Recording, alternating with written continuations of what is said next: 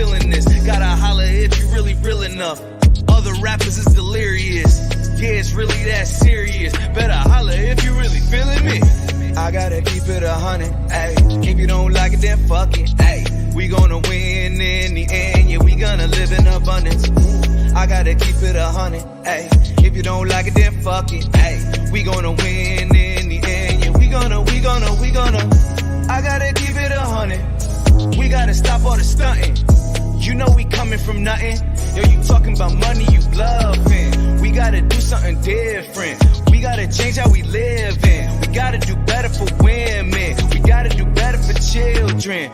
We gotta listen to victims, whether Jewish or Muslim or Christian. It doesn't matter your religion. You gotta stand against the system, or else you just another villain. How you just sitting there chilling?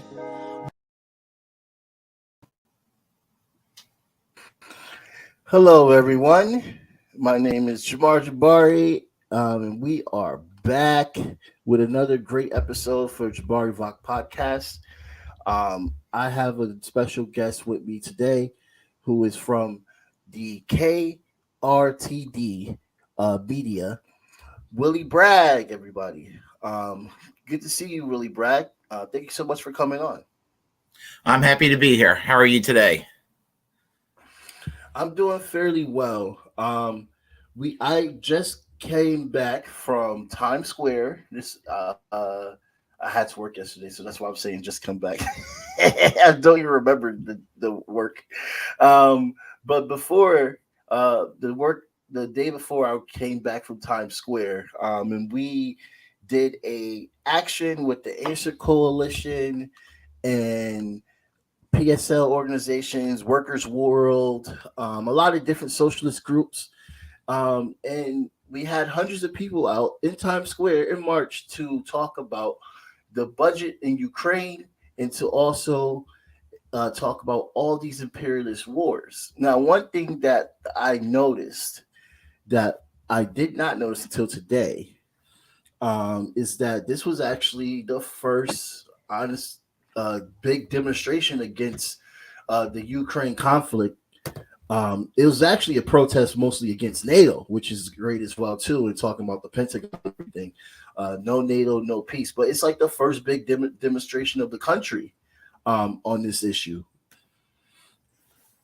Well, it's really interesting times we live in because, it seems like I felt voiceless for a while with my opposition to this war. It's like we were all on the same page 20 years ago with the Iraq war, and everything sort of flipped. All of us who were opposed to the Iraq war, there's many of those folks who are sounding like, I hate to sound like a broken record, but sounding like Bush Cheney era neocons. And I find that very disturbing. Yeah. And one thing that they mentioned at the rally which is one reason why I bring this up for people that are listening that are still afraid to speak out. Vietnam was very, very bloody. The Korean War people were coming after Koreans and demonizing Asian culture for a long time, just as much as they demonize Russia now. And this idea of thinking that there cannot be any peace is just absolutely absurd. It's elementary, honestly, especially when the Democrats are literally just spearheading this and stuff like that. Do you think that people would be concerned about this if this was a Republican thing, or do we really have like a pro-war sentiment bipartisan that's so strong it's hard to break right now? Well, I think the military-industrial complex kind of controls both parties. So the establishment of both parties are going to be knee-jerk loyal to the defense contractors, and that is to be expected in what we call normal circumstances. I suspect it would happen, even during a quote unquote Ralph Nader presidency. I'm sure, a benevolent Green Party government, there will be, I'm not saying that about the Green Party, I'm just saying that there will be there'll be any organization is capable of corruption. They'll have people that will just kowtow to the defense contractors. But I think that in this situation, you have basically Hillary Clinton, who really believes Vladimir Putin put Donald Trump in the White House in 2016, and I think that's what it comes right down to. I think that they're hawkish on this war for the same reason George W. Bush had a score to settle with Saddam Hussein in 2001 when he was sworn in. It's sort of the same mindset. Is what I'm noticing. Yeah. So basically, the U.S. sees Russia as the enemy. And this has been going on for decades. And NATO expansion being a threat and them talking about it openly. But now when conflict is happening with the country that they want this to happen to, they want to deny that there was any type of like reason that Putin would do what he does. And yes, I disagree with the invasion. Of course, I disagree with the invasion. But what I don't agree with is the fact that he did not do it just because he decided. He did it just because he decided to do it. It's the fact that he did it because he felt that Russia backs is against the wall at this point. Yeah, he was provoked. And again, I bet it's something I'm accused of. A lot of if you don't toe an establishment line, you're gonna be smeared as a Putin puppet or an agent of the Kremlin. So be it. But the thing about it is, I got my issues with Putin. When people tell me I'm a Putin puppet, I tell them, look, I support Pussy Riot in Russia. So just connect the dots there. But here's the thing. With regard to Russia, when the Soviet Union ceased to exist, NATO, the West, made an agreement with the new Russian Federation that they would not allow the former Eastern blocs in good faith to join NATO. And during the latter part of the Clinton presidency, throughout the Bush-Cheney time period, one by one, little by little, Eastern European countries that were with the Warsaw Pact started joining NATO one by one. And there was a feel of a threat. And then you had what happened in 2014 with the CIA toppling a government in Ukraine. And now you're seeing Nazis around in the military and cabinet ministers positions in the government of Ukraine.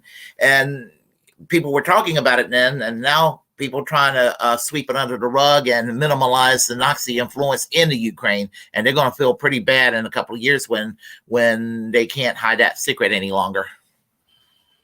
Yeah, definitely. I totally agree. And the thing is that I post a thing on Twitter. People should check it out on how Ukraine was covered before Russia invaded and how Ukraine is covered now. And that is just undeniable. It has Western links that people actually read. Rutgers talked about this. Hell, fucking even though I can't even think of it's the oldest paper in America. I can't even think. Times, the New York Times, not the Times. The Times, is it the Times magazine? It's one of those. But every single major media outlet, what I'm saying, New York Times, you name it. They have all covered this. And I think that what people need to understand is that, dude, that there's Nazis here. To have the notion saying there's no Nazis in Ukraine is just absolutely absurd. It's just not possible. You're literally denying reality. I think it's really that simple to accept that, yes, there is a Nazi influence in Ukraine. Why? Because there's a Nazi influence here as well, too. We don't make like the cops and the Klan goes hand to hand like it's not a real thing. We don't do those chants on like it's not actual truth. And just the understanding that self-dispute just shows how deep this propaganda is. Well, I would say that you're right about that. And what there's here in the United States, this is how it goes in the United States. You got a couple of knuckleheads in Idaho that they're like the really just a really ugly stereotype, and then you got certain sections of law enforcement, certain sections of the government, and they sort of try half the time to cover it up, and sometimes they don't, depending on what mood they're in. But in Ukraine, it's pretty much on the open. I mean, with the little Roman salute with their arm and some of the imagery, it really does look like the real thing. And you have streets and boulevards named after Stepan Bandera, and I've been accused of making that name up out of thin air. A man who collaborated with the Nazis, who's revered culturally in the country. Mm-hmm. They said that you made that name up. I have been accused. A couple of people accused me of making up the name Stepan Bandera. I was like, I did not make up that name. I would not know what a Ukrainian name sounds. I always tell people that try to deny him. Right. Right. You're right. But I tell people, like, if you want to know who Stepan Bandera is, how about you ask a Polish person that lives in Poland? They will tell you exactly who Stepan Bandera is. And matter of fact, 2 weeks ago, when Ukraine was found celebrating Stepan Bandera's birthday, which country was it that came out in full backlash about Stepan Bandera? It was Poland. Poland came out in full backlash all over the media, talking about how they should not be celebrating this neo-Nazi's birthday. He's not neo-Nazi, he's a Nazi. This Nazi's birthday. So there's no dispute. The name is not made up. Exactly. I'm so shocked. I've been accused of making up the list, the quote unquote to kill list of prominent people such as Roger Waters, and I'm not a fan of Henry Kissinger, but Henry Kissinger and prominent people who are who are asking to de-escalate. When Henry Kissinger's stop clock gets the right time of the day, I guess you're 99 years old, you mellow with age. But de-escalating the issue between, the confrontation between Russia and the Ukraine, which is the sensible thing to do, not just sit there and rush us toward World War III. That's not good for any of us. Yeah. It's not. It's really not. And they're using this whole nuke and World War III scared to make people scared, to make people not question this, to make them feel that this is the only way, which is why we have to continue to tell them there's another option, and this option means the U.S. has to humble itself, understand that they do not have hegemony, cut back their budgets. That budget should be going towards the people anyway, which is really what the whole rally was about. Billions of dollars so Ukrainians and Russians can kill themselves. Those billions of dollars, people are not going to Ukrainians and Russians. Those billions of dollars is going towards weapon contractors. So we should tell them that they need to take that money and use it to help this country, because this country is in so much trouble right now. This is the next segue. 100 million in poverty. Willy Bragg is what I last read. 100 million in poverty right now in the United States. How do you feel? What does that tell you? I think that's the largest I've ever been at right now, right? That broke a record. Well, the billions that we're sending to the Ukraine and other countries previous to this issue. I mean, not that I go with this right-wing narrative of America first, but America first in a positive way. Clean water we need in Michigan. Clean water we need in Mississippi. Clean water we need everywhere. Crumbling infrastructure we need to focus on. Jobs program to make sure you can solve unemployment, this sort of thing. That's better investment. we not to fatten the bank accounts of defense contractors, and just. And in some cases, the only good thing that maybe where those billions are going, maybe funding the healthcare systems, and they said we can't afford it here, but we can afford it over there. I like some of those billions to come over here to give healthcare to Americans. I think that would be a very good idea for everybody in this country.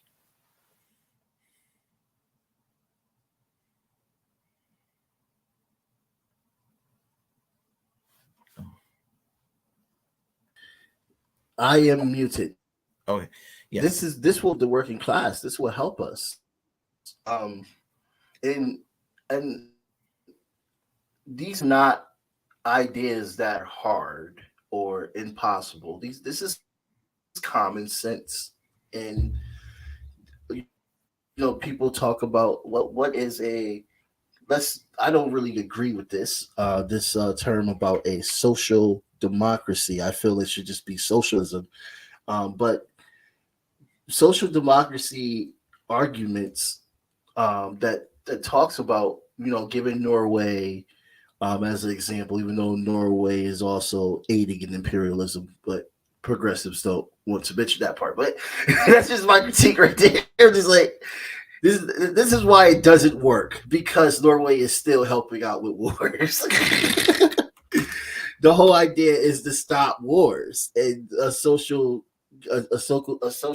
democracy does not stop the war. I mean, it helps the people so they can stop complaining, but there's still a lot of issues within that system that has to be not problematic and oppressive, especially with immigration. But I digress. I don't need to go on to that whole thing. That'll be a whole different other conversation. But all I'm saying is that these things are common sense, and people should see this as this war scare is distracting you from these common sense demands that we should be fighting for, because it's the perfect distraction. They give you an enemy to fear, and you're more focused on that than your own well-being. Yeah, well, even within those social democracies, what happened? You have what's called human nature. You have politicians who are corrupted. Even people who are who have the very best of intentions, they get bought out, and that's also a problem with regard to the human condition. And we can see right here in the United States with AOC and company, voting for the Iron Dome. Well, she voted president after Nancy Pelosi, pecked her to death about it, and she went crying about it. I'm not impressed with the fact that she cried about it. I mean, I'm more angry that she buckled under the pressure of Nancy Pelosi. That's what I'm angry about, that sort of thing. So I agree what you said about social democracy, which AOC is kind of the American embodiment of, and it's an imperfect system, and that's a good illustration right there of its being imperfect.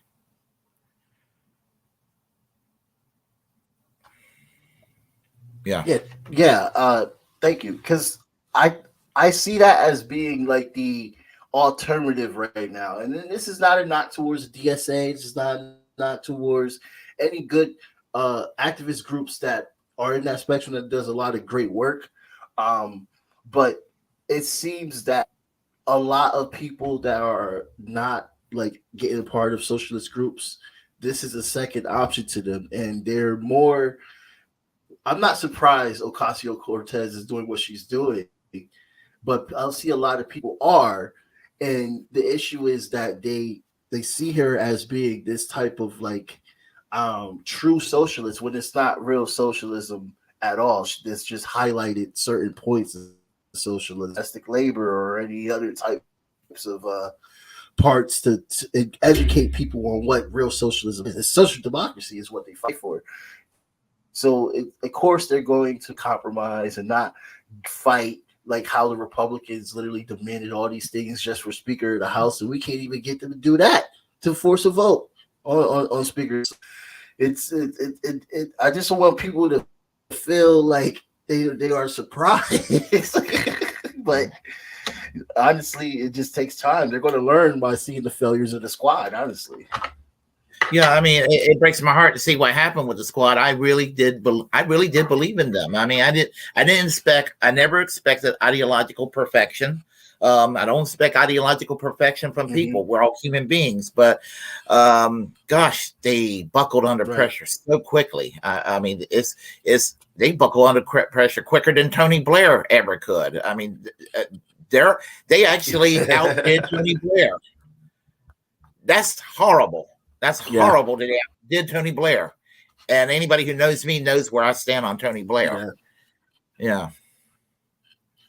So, yeah. So what do you think? Since we're talking about the squad, oh wait, what do you stand on with Tony Blair? Let's Well, in terms of British politics, I would be considered a Corbynite. Yeah, Jeremy Corbyn, and what they did to him was horrible. The man is not an anti-Semite. Criticizing the apartheid policies of Israel is not anti-Semitism. It's criticizing criminal behavior done by individual politicians and individual people. Military policies. That's what it's all about. It's not about scapegoating a group of people that were done wrong by Hitler in Germany. It's not about scapegoat. It's about, I mean, I can say good things like, they got universal health care. They got some things of the welfare state that we don't have here. Great. But they need to treat the Palestinians like with equality, and they need to get rid of Benjamin Netanyahu, who's the prime minister. I hope that they will one day vote him out permanently. So right, and just to talk about that, because we should also talk about the speech that I can't, the sister in the squad who is a Palestinian. She took a speech. She did a speech a few days ago. We can get into that real quick. I'll get the video on and everything. Like, I do see this year a big, stronger push for Palestinian solidarity. Like, just even seeing Nelson Mandela championship soccer game in Africa, where there's thousands of people, and he's yelling "Free, free Palestine" from the river to the sea, and everyone in that place is chanting "Free, free Palestine." It's out there now.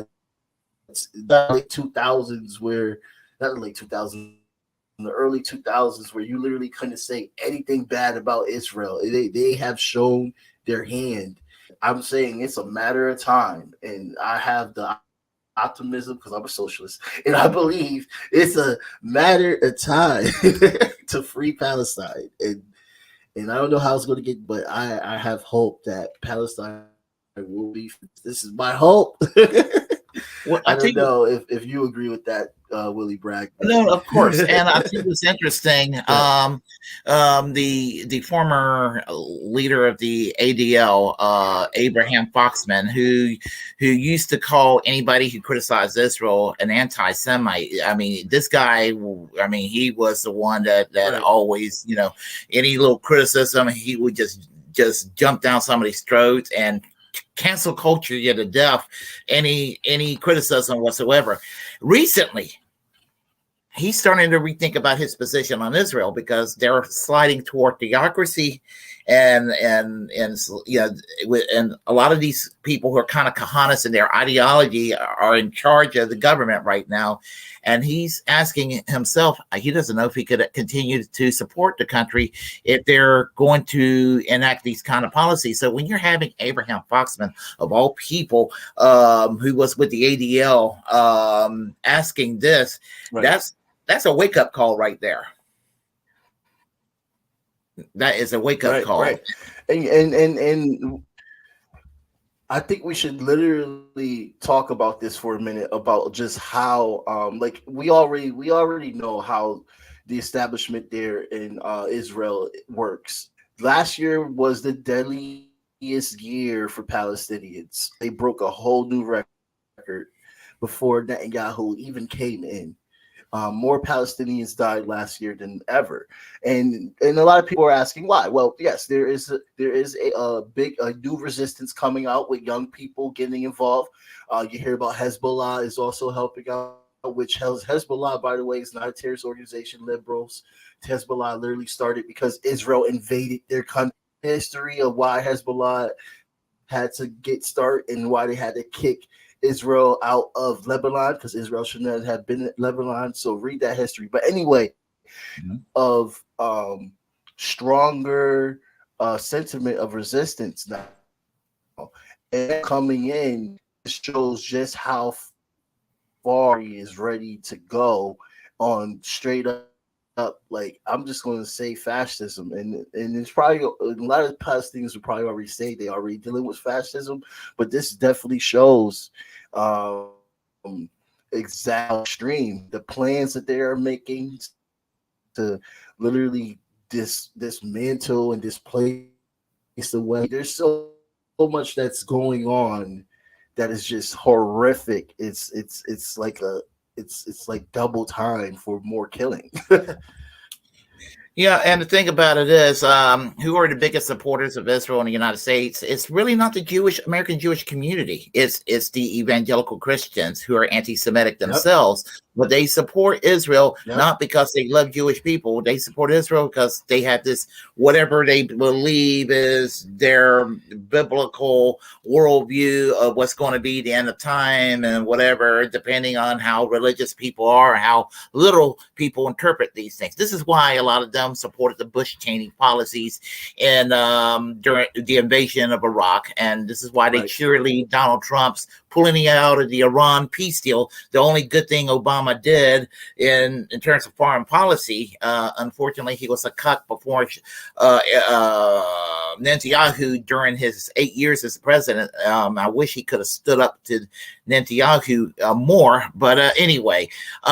The thing about it is that's what it comes down to, and this is why, sliding into being anti-war, I don't want to end up even being on the side of these people who contributed or supported the crimes against humanity that they supported after 9/11, and liberals are finding themselves almost in an unofficial alliance with these people again, in terms of foreign policy, something like a full circle sort of thing.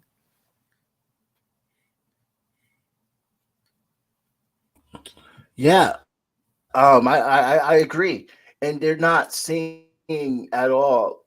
I had to turn my.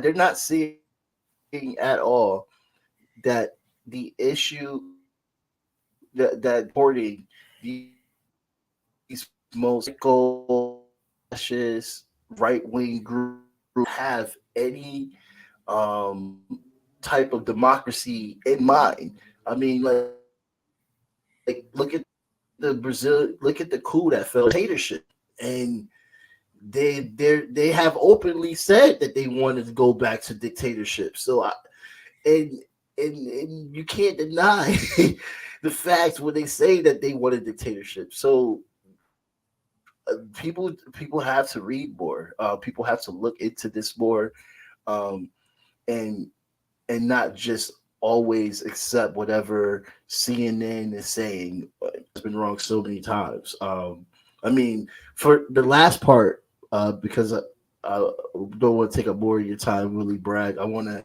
next few minutes because I have another guest. But the last part I wanted to talk to you about was the Twitter files. Were you surprised by any information that came out so far with the Twitter files? Has anything surprised you? Nothing surprises me about Twitter anymore. Nothing surprised me about the Twitter files and what's been going on and everything. And it still doesn't legitimize Elon Musk and all that. He's still a bad faith actor and all of that. I just would like to see Twitter and all of social media seriously democratized, because right now the status quo is unacceptable. in my view. Yeah, and it literally remember last year when they tried to do the truth ministry or some shit like that, like trying to Yeah. show what is actual real news and fake news that's regulated by the government. Yeah, disinformation governance Yeah, board. Yeah, like I remember. just yes, yeah, That's disinformation Orwellian. governance board. Yes. Jenkowicz, that was her name, Jenkowicz. I believe she's Slavic, and I think she's from the Ukraine, I believe. But they have tried this out and know exactly. Would you be surprised at what they're doing behind the scenes and with the intelligence agencies? It's like they want to get you worried about China when they're acting they want to accuse China for doing. Like it's just absolutely hypocritical. Well, everything that they accuse China and other governments of doing, the United States, you look behind the scenes, are doing it themselves. So it's like those that throw stones at glass houses. I guess as the saying goes. And just Right. yeah, with this regard, I was so glad to see widespread opposition against the disinformation governance board and all of that, and see it, I guess, supposedly scrapped. But companies are doing it on their own, monitoring their so-called misinformation. I had my channel pulled down for a week last summer because I never engaged in electoral denialism, but they claim I did. I talked about the 2000 election. They said I said something about the 2020 election, and so I explained that to them. They didn't. They didn't listen to me, of course. So I'm kind of pissed with YouTube still to this day for what they did to me this past summer. So YouTube is definitely like a player in just trying to keep the establishment narrative at bay and stuff. And which is why I try to stay on Spotify until Spotify does it to me. But I use every other platform I can use because it's just that I gotta be prepared for when it happens. But people should definitely be mindful on what comes up first on YouTube and question that. If you don't know who to look into, talk to us. Talk to somebody that has a lot more broader understanding and is pro working class and everything. They can direct you in the right position, because just damn pro establishment nonsense, late stage capitalism nonsense is just going to make you brainwashed and hate people that you shouldn't hate. And be against people that you shouldn't be. Make you pro bombing countries that you shouldn't be pro bombing. Like I hear it all the time. It's almost a joke now. The bombing is just so desensitized in this country, where people just joke about, well, they should get bombed for some stupid reason. Oh, they should get bombed. Like the drones. The drones are just two drones are used to massacre people overseas. Here we use drones just to deliver stuff, and it makes me so uncomfortable. Yeah, but thanks so much, Willy Bragg, for coming on. Absolutely, thank you. I appreciate it. Glad to be here. All right. Yeah, and definitely check out KRDT Media, and the Willy Bragg Show, which is on YouTube. I'm going to put his link in the description below and everything, so everyone will be able to check it out. And have a nice day. Have a nice day, Willy. Have a nice day too. Take care. Thank you for having me. And also, yes, take care. Thank you so much for coming on. And if you like exactly what you're hearing, everybody, and watching, definitely subscribe. Look, no donation, no problem. $1 $2, $3, it'll definitely help out the show. Definitely support the show, like and share.